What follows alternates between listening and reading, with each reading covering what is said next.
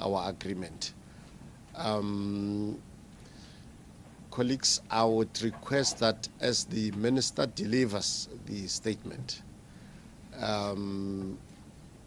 we be on par with her, so that our questions that you're going to put should be just direct to that.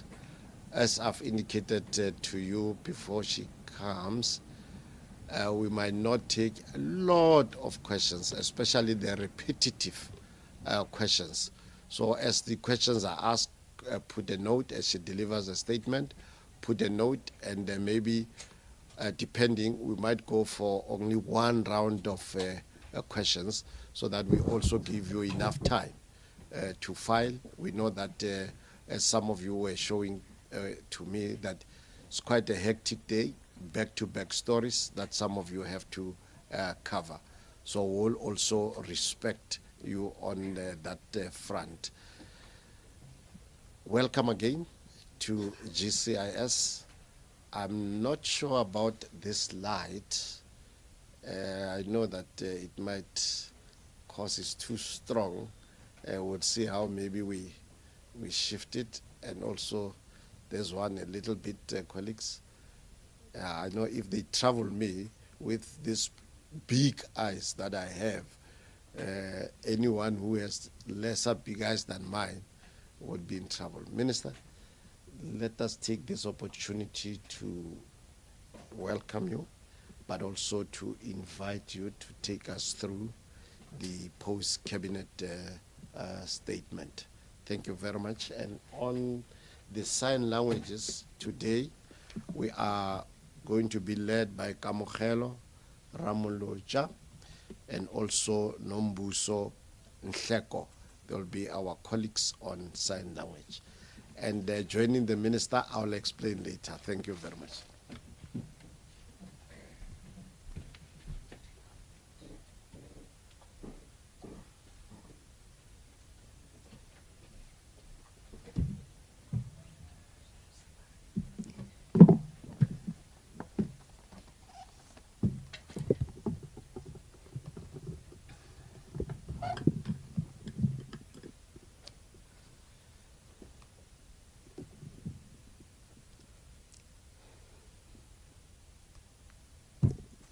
Good morning. You'll pardon me for my voice. It's the winter season.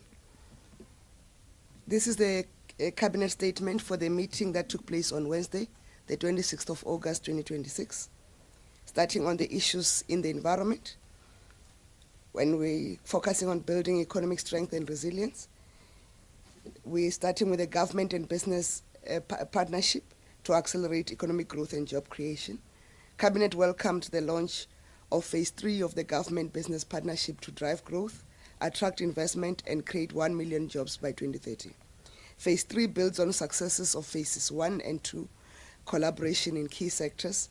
Phase 2 achievements include the end of load shedding, improvements in rail and port performance, South Africa's exit from the FATF grey list, and credit rating upgrades by S&P, Standard & Poor's, and Fitch.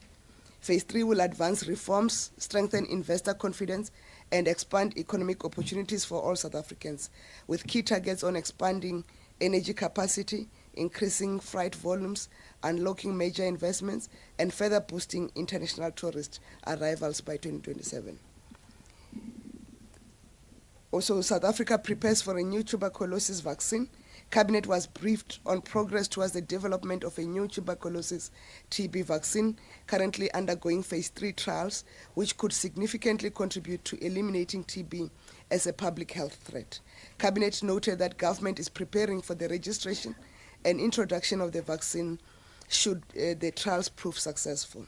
Cabinet also welcomed an agreement with the Serum Institute of India to produce TB vaccines for global distribution, which will strengthen South Africa's vaccine manufacturing capacity, support innovation, and contribute to economic growth and job creation. On laying the foundation for a more resilient energy future with Eskom generation performance, Eskom exceeded a key milestone in its load reduction eradication program by achieving load reduction status in 7 provinces ahead of the October 2026 target. Approximately 1.2 million customers have been restored to normal supply conditions, reducing the share of affected customers to 6.8% of Eskom's customer base. Furthermore, Eskom has also significantly reduced its reliance on diesel, with expenditure falling by more than 83% year-on-year from 5.92 billion rands to 992 million rands over the comparable period, as open-cycle gas turbine usage dropped from 8.67% to 1.1%. The sharp reduction in diesel use reflects sustained improvements in fleet performance and a more reliable, efficient, and resilient power system. South Africa has now recorded 467 consecutive days without load shedding since 16 May 2025, providing reliable electricity to households and businesses and supporting broader economic development. Cabinet welcomed continued improvement in Eskom's performance, with the energy availability factor reaching its highest level since 2020, reflecting a more reliable generation fleet. This sustained improvement returned approximately 6,100 megawatts of generation capacity to the grid, while unplanned outages declined by nearly 40% year-on-year. Cabinet calls on South Africans to make submissions on the draft draft revised electricity pricing policy, which is currently open for public comments. The proposed policy measures are aimed at reducing the cost of electricity while maintaining cost-reflective tariffs and protecting vulnerable households and strategic economic sectors. On the 5th Sustainable Infrastructure Development Symposium of South Africa, SABC, Cabinet welcomed the South Africa's successful hosting of the 5th SABC conference in Cape Town. Cabinet also welcomed the identification of 263 infrastructure projects valued at 1.99 trillion rands across various stages of development and implementation. Over the past 18 months, 37 projects valued at 69 billion have been completed, supporting economic growth and job creation. On the African Growth and Opportunity Act, AGOA extension, Cabinet welcomed the extension of the African Growth and Opportunity Act, AGOA, which maintains preferential access for eligible South African products and African products to the United States of America market. The extension, which will last until December 31st, 2028, provides certainty for local producers and exporters, supporting market diversification, increasing exports, and deeper trade and investment ties with the U.S. Citrus agreement with India. Cabinet welcomed the agreement between South Africa and India to expand treatment options for South African fresh citrus exports following nearly a decade of negotiations. The agreement will provide citrus producers with greater logistical flexibility and support increased exports to India, one of the world's largest and fastest growing markets. As the world's second largest citrus exporter, with 2.9 million tons of citrus exported in 2025, earning $2.1 billion US, South Africa supports significant employment across the value chain, and therefore expanded market access will strengthen the sector's growth, export, and job creation potential. On enhancing South Africa's competitiveness as a destination for tourism, business, and investment, Cabinet welcomed the launch of South Africa's electronic travel authorization platform as part of digital transformation of the visa and immigration system. The ETA replaces manual visa processes with a faster, more efficient digital system. By integrating biometric verification and advanced technology, the ETA will strengthen border security, improve migration management, and enhance South Africa's competitiveness as a destination for tourism, business, and investment. Excuse me. On building stronger international relations, South Africa hosted a successful 46th SADC Summit. Cabinet welcomed the successful hosting of the 46th SADC Summit in Durban that commenced South Africa's chairship under the theme Resilient, Sustainable and Inclusive Industrialization through Infrastructure Development, Agricultural and Critical Minerals Transformation in Pursuit of a Just World. The summit received and considered reports on the implementation of the Regional Indicative Strategic Development Plan RESDIP 2020 to 2030, which is based on continued efforts towards improving peace, security, economic, health, and infrastructure performance. SADC also considered progress on the development of the North-South Economic Corridor, which is commonly known as NECSEC. There's also the establishment of the NECSEC Investment Program and the Corridor Management Institution. And also the summit also considered the need to identify at least 3 high-impact projects or areas to be discussed in the next meeting of the Council of Ministers. South Africa took the opportunity to brief the summit about migration governance in the country and the need to hold SADC dialogue on the matter, including the pull and push factors and related security matters. On the 4th session of the South Africa-Zimbabwe Binational Commission, Cabinet commended the success of the 4th South Africa-Zimbabwe Binational Commission, which reviewed bilateral cooperation and strengthened relations between the two countries. Cabinet noted that Zimbabwe remains one of South Africa's largest trading partners in Africa, with bilateral trade reaching 81 billion rands in 2025. The 4th session concluded 6 new cooperation agreements, including an MOU on the interstate transfer of sentenced prisoners. Additional agreements are on diplomacy, agriculture, arts and culture, and women empowerment, will further advance regional integration and economic transformation. The Exile Repatriation Program, Angola phase of South Africa's Exile Repatriation Program. Cabinet welcomed the launch of the Angola phase of South Africa's Exile Repatriation Program to locate and repatriate the remains of South Africans who died in exile during the liberation struggle as part of the country's 5-year exile repatriation plan. Cabinet noted that Angola has the largest known concentration of South Africans who died in exile, while with more than 400 possible graves identified.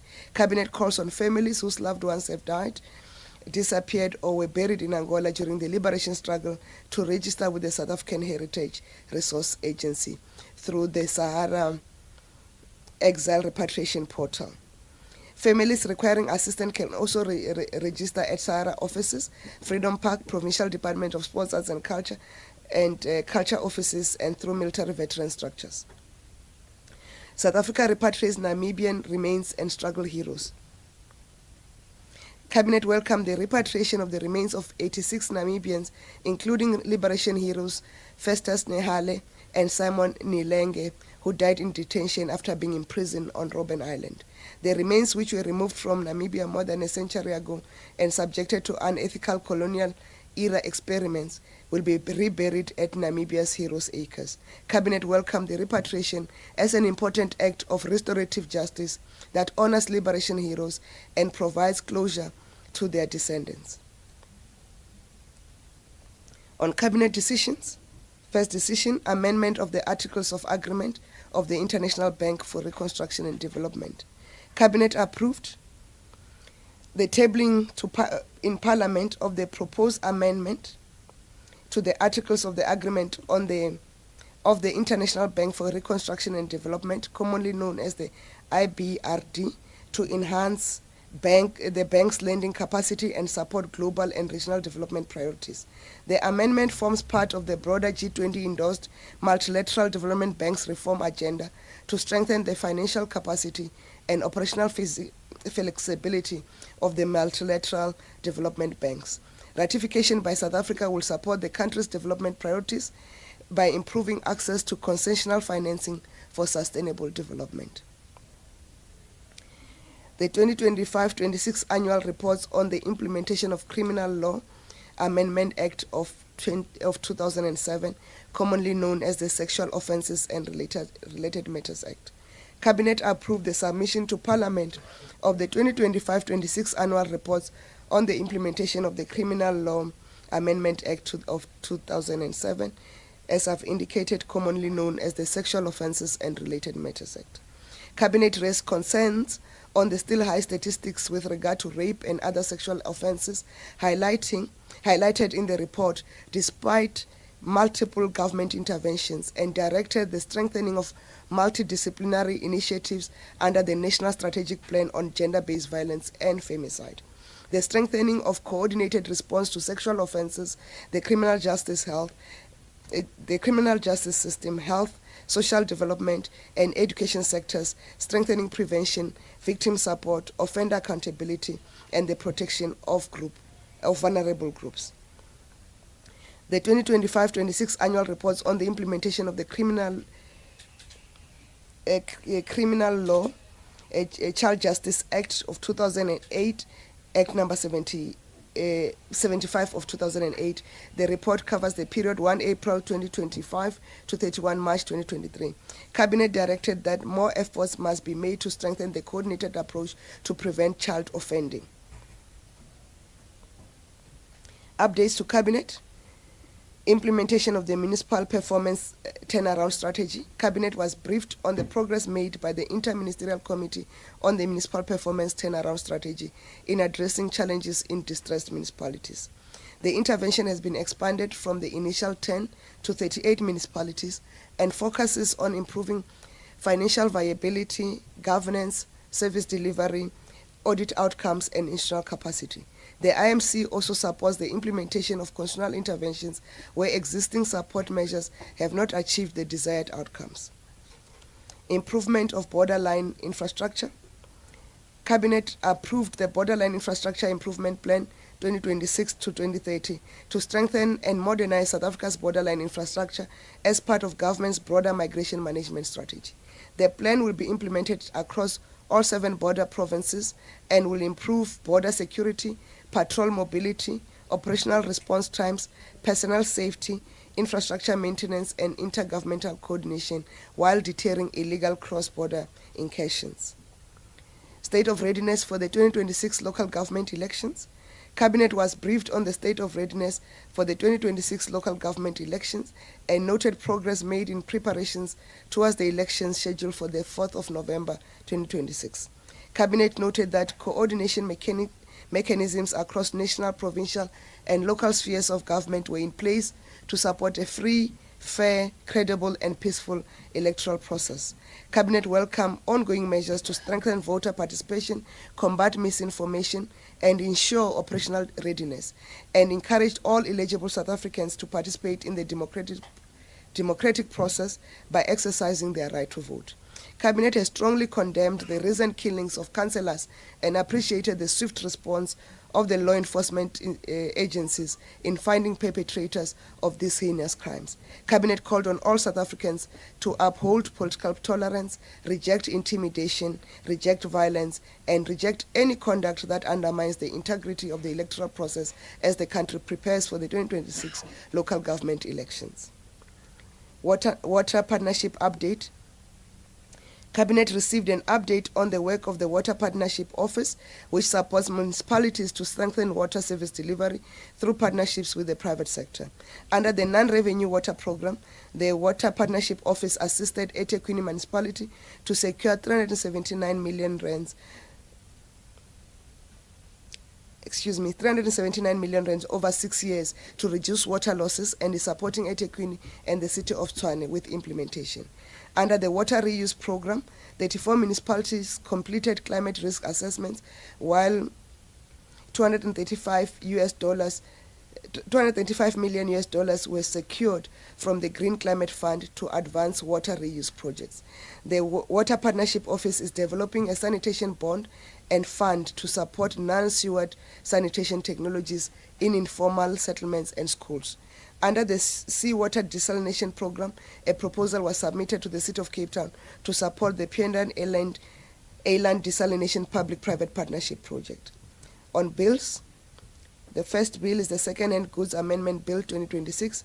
Cabinet approved the publication of the Second-Hand Goods Amendment Bill 2026 for public comment.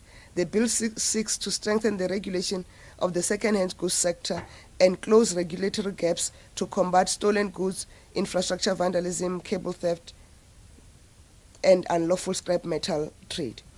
The second bill is the Stock Theft Amendment Bill 2026. Cabinet approved the publication of the Stock Theft Amendment Bill 2025 for public comment. The bill seeks to strengthen measures to prevent, investigate, and prosecute livestock theft, improve the regulation of livestock in ownership and possession, and enhance protection of the agricultural sector. Executive Members Ethics Bill 2026, Cabinet approved the publication of the Executive Members Ethics Bill for public comment. The bill amends the Executive Members Ethics Act 1998 to strengthen ethical standards and accountability, clarify the role of the public protector, and improve the management of conflict of interest and the improper use of public office. Appointments. All appointments are subject to verification of qualifications and the relevant security clearances. First is the appointment of Dr. Stembisile Lynette Ulu as Director General in the National Department of Health. Ms. Bilkis Omar as Deputy Director General, Policy Research and Legislation at the Department of the Civilian Secretariat of the Police. Ms. Prudence Madiba as Chief Executive Officer of the South African National Energy Development Institute. Ms. Baba Alwa Mapisa as the Chief Financial Officer of the National Housing Finance Corporation. Appointment of non-executive members of the Board of Directors of the Road Traffic Management Corporation. Ms. Nomusa Mfamadi as the Chairperson, Ms. Lirato Mahalo for the reappointment, Ms. Linda Agnes Mwango, Ms. Tsepiso Poho, Ms. Nomkita Mona, Mr. Gift van Staden, Ms. Malebu Matalo, is Ms. Malebu Matolong, and Dr. Mpostol Mashinini. Appointment of the part-time regulator members of the National Energy Regulator of South Africa, Ms. Jabulile Makatini, Dr. Dramaj Bridgelal, and Ms. Nomputuko Nontombana.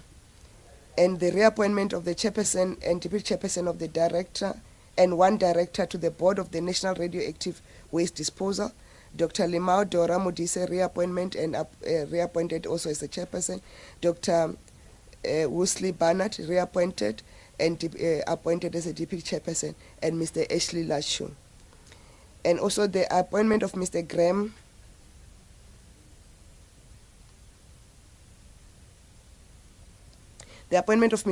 Ian Wood as the chairperson of the South African Tourism Board. Events and conferences. The 18th BRICS Summit. President Ramaphosa will lead South Africa's delegation to the 18th BRICS Summit in India on the 12th and 13th of September 2026. And the summit will provide an opportunity for South Africa to advance its national and African development priorities while strengthening cooperation, trade, investment, and sustainable development within the BRICS Forum. The 2027 World Bank Group and International Monetary Fund Africa Caucus Annual Meeting. Cabinet approved South Africa's hosting of the World Bank Group, which is commonly known as WBG, and International Monetary Fund IMF Africa Caucus Annual Meeting in 2027 in its capacity as the chair of the Africa Caucus. The meeting will provide a platform to advance Africa's development priorities, strengthen the continent's voice in global financial governance, and leverage South Africa's leadership of the African Caucus and experience from its G20 presidency to advance Africa's specific priorities and engagement with the World Bank Group and the IMF. The World Economic Forum Special Meeting. Cabinet approved South Africa's hosting of the World Economic Forum Special Meeting in Cape Town from the 27th to the 31st of March 2028, the first time the WEF Spring Davos will be held in the country, providing an opportunity to promote investment, trade, economic cooperation, and sustainable development. The Africa Green Hydrogen Summit 2026, Cabinet approved the hosting of the second Africa Green Hydrogen Summit in Cape Town from the 15th to the 16th of September 2026 to advance Africa's green hydrogen economy through collaboration among governments, investors, and industry partners. The summit will support Africa's green hydrogen ambitions by promoting industrialization, investment, technology transfer, skills development, and access to emerging green hydrogen markets. September National Commemorations and Campaigns. Cabinet noted that September will be observed as Tourism Month, Heritage Month, and Public Service Month. Tourism Month, it will be under the theme Growing South Africa's Tourism Sector in the Digital Era, which encourages South Africans to explore local destinations through the Short Left campaign and take advantage of affordable travel packages. On the Heritage Month, it will be commemorated under the theme Celebrating Our Living Heritage, Strengthening the Ties That Bind Us, which celebrates South Africa's diverse cultures, traditions, and living heritage while encouraging social cohesion and appreciation of the nation's cultural diversity. On the Public Service Month, it recognizes the contribution of the public servants to development and service delivery while promoting professionalism, accountability, innovation and excellence across the public service. Cabinet encourages all South Africans to participate in activities marking these observations and to celebrate the values, people and institutions that contribute to nation building and social progress. South African Police Service National Commemoration Day. The South African Police Service will host the National Commemoration Day on Sunday, 6 September 2026, to honor all SABC members who lost their lives in the line of duty between 1st of April 2025 and 31st March 2026. The event will take place at the SABC Memorial at the Union Buildings in Pretoria. On messages, we'll start with messages of condolences. Cabinet expressed condolences to the friends and families of Justice Fikile Eunice Mokgotlo, who had a distinguished service in the administration of justice in our country. She passed on while serving at the Supreme Court of Appeal. The government and the people of Zimbabwe following the loss of 93 lives in a ferry accident on Lake Kariba. The government and the people of the Democratic Republic of Congo following more than 2,000 reported deaths due to current strain of the Ebola virus in the Eastern DRC.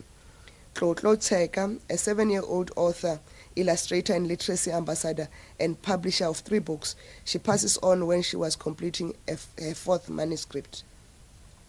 Former Bafana Bafana team manager Mr. Sipho Nkumane, known for his contribution to South African football, and former 2-time boxing world champion Mr. Zolani Tete, who will be remembered for his contribution to South African boxing. And we want to extend our appreciation to the law enforcement agency for the swift response in arresting the murderer of our champion, Mr. Zolani Tete. On congratulations, Cabinet would like to congratulate the Government Communication and Information System, the GCIS, on receiving the Public Sector Icon Award in recognition of its leadership, institutional stewardship, and contribution to public service and national transformation. Well done to GCIS. Mr. Siyabulela Duda of the GCIS, who won 2nd prize in the photo category of the 2026 SADC Media Awards, and Mr. Siakhari Lebohile Tladi of Sputnik Radio Africa, who received 2nd prize in the radio category. The awards recognize excellence in journalism and contributions to advancing regional integration, development, and cooperation within SADC. South Africa Sporting Fraternity, we want to congratulate South Africa Sporting Fraternity on the outstanding achievements recognized at the 2026 South Africa Sports Awards. First is Mr. Akani Simbine for being named Sports Star of the Year, Ms. Prudence Sekhodiso for winning Sportswoman of the Year, Mr. Peter Kotze for being named Sportsman of the Year, Mr. Bayanda Walaza, who received the Youth Junior Sport Star of the Year award, and the Protea Men's Trust cricket team on being named Team of the Year. Siyahalelisa. Banyana on advancing to the FIFA Interconfederation Playoff Tournament and keeping alive their hopes of qualifying for the 2027 FIFA World Cup for women. The South African national women's hockey team on securing their first victory at the 2026 FIH Hockey World Cup. Lina Potwana, who at 6 years old was crowned champion at the IPA All-Star Contest in Wuhan, China, competing against participants from more than 40 countries. And to the recipients of the 2026 South African Women in Science Awards, SAWISA, for their contribution to advancing South Africa's science, technology, and innovation agenda. The list is just long, but when we issue the infographics, will the name the individual winners of the South African Women in Science Awards. And we want to also inform you that the South African Police Service will be releasing the crime statistics for the quarter. Thank you.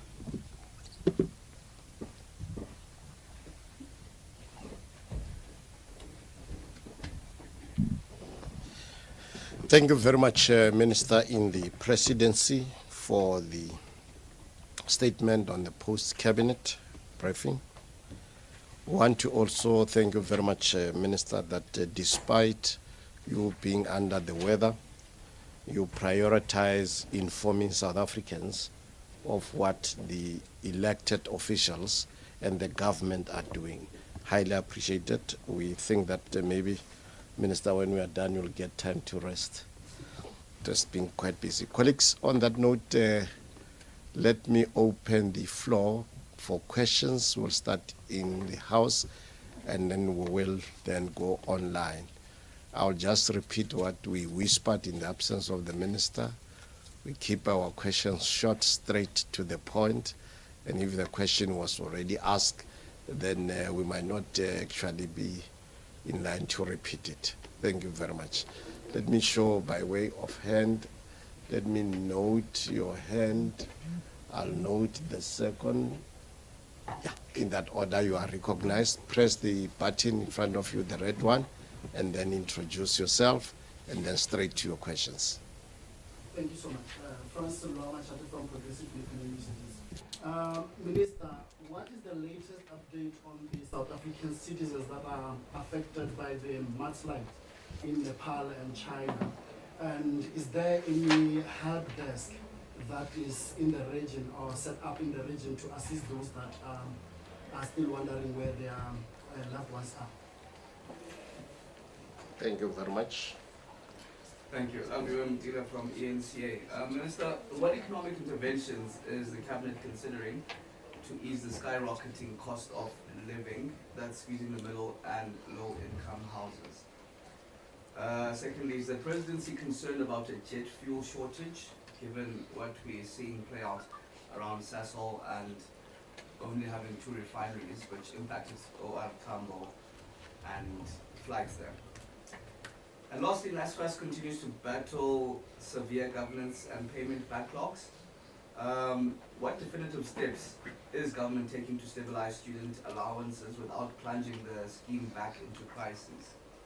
And we know, of course, the crime stats are coming out, but are you comfortable, Minister, with perhaps the levels of crime in the country and border governance as well?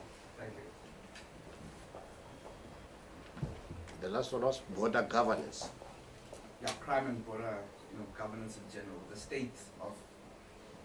Okay. Well, thank you very much. I think we are done in the House. Let me check with my colleague Vanessa if we have any questions online. Thank you, Mr. Malloy. We have 2 questions online. They are from Brayton Kipido from Network 24.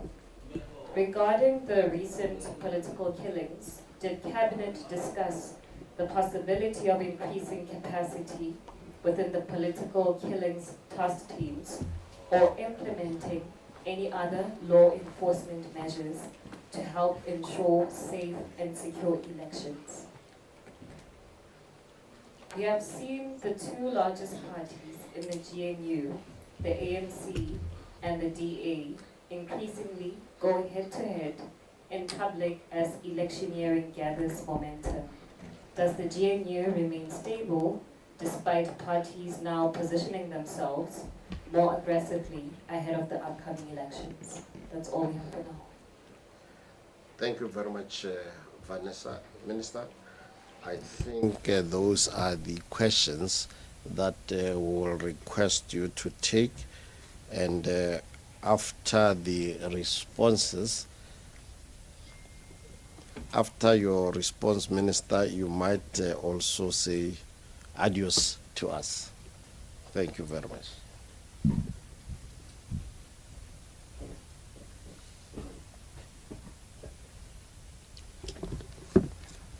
Thank you. Let me start with the questions that were in the House. The situation in Nepal, we all recognize is still a live situation, wherein the disaster is still not abated, and we are talking to our missions that are close around the area in China, so that we can respond. We are in touch with the authorities, so that we can make sure that South Africans who are stranded or anyhow find assistance. The Department of International Relations and Cooperation will update with the developments as and when there are developments.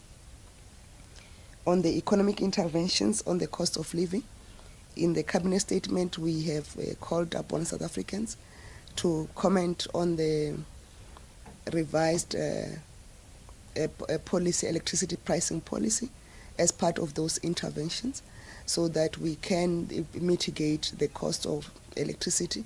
We have continuously intervened on the cases of fuel, when the fuel prices were skyrocketing. Government has stepped in to intervene and stabilize that cost. So we continue to do that work. There is an interministerial team which is composed of departments of agriculture, energy and electricity, mineral and petroleum resources, water, local government, and Department of Cooperative Governance and Traditional Affairs. I think Human Settlements is there. I can't remember. It's a couple of departments who are looking on an end-to-end solution that is sustainable. That's why we're starting with policy revisions to make sure that we can have the relevant instruments that allow us to make the interventions. On the jet fuel shortage, it was not discussed in cabinet, but the last time when the IMC that was looking at the fuel shortages, given the situation that was in the Gulf, we were assured that there is capacity to make sure that there is sufficient jet fuel in the country. On the NFSAS, it was not discussed in cabinet, but the Minister Manamela, who's the Minister of Higher Education and Training, is busy working on mechanisms to make sure that the NFSAS is stabilized and that there is continuity and funding.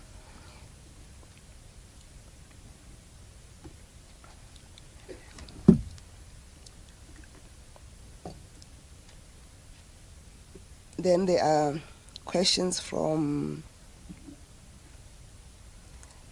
that are online on increasing capacity of the political killings task teams given the elections. The net joints have a full plan on securing the elections and the related matters. And if cabinet discuss the operational matters of capacities of policing structures, we are going to run into problems. The police will know there's mechanisms in place or within the police system that ensures that if the capacity requires to be enhanced, it will be enhanced, but allow the law enforcement authorities to deal with the matter and respond and adjust their plans accordingly. The GNU is intact. Remember, this is election period. Parties are contesting to win election in the November 2026 elections, and that is the work that will continue to be done on the matter. I'd excluded one item which we need to include in the. I've excluded one matter in the cabinet statement, which will do. There is cabinet has also approved the the Justice International Conference, which will have prominent people than the UN, DOC, the president, judges, and prosecutors of the ICC who will be attending that conference. We'll provide the details in the statement as we release it.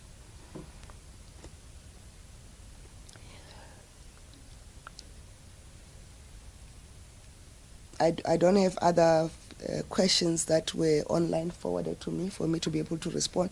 May I have them forwarded to me?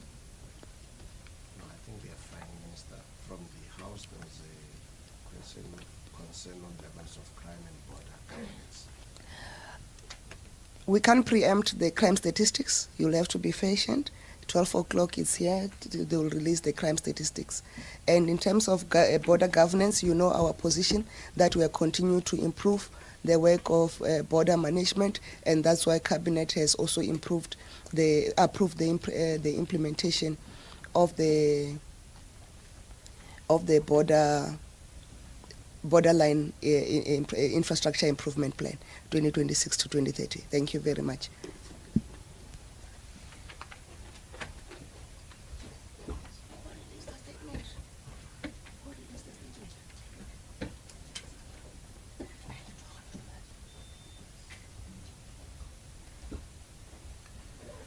Thank you very much, Minister, for the updates. Colleagues, may I indicate that the final statement will be issued very soon today. That captures every aspect that the Minister was going through. And I hope also that colleagues will also follow what was said through the YouTubes, but also the very final statement is the one that will be the record of what has been said. On that note, let's take this time to thank you very much for the attendance, for the coverage as always, and we want to thank also the Minister for the time that you took. On that note, colleagues, thank you very much. The briefing is urgent.